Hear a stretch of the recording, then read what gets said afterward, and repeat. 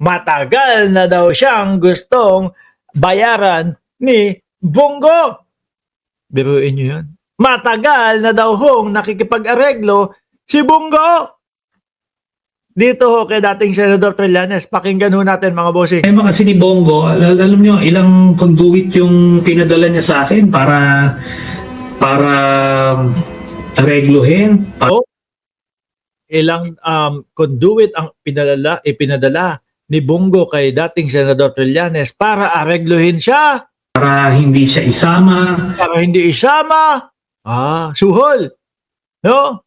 Kumbaga, suhol ang tawag natin. Sa wikang Tagalog ho na yun, mga kababayan. Pero hindi niya ako mabili ng pera niya eh. Di ba?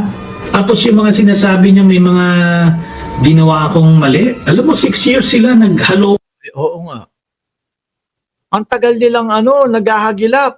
Hanggang humantong nga ang dating Pangulong Duterte, kung matandaan nyo ho. Di ba?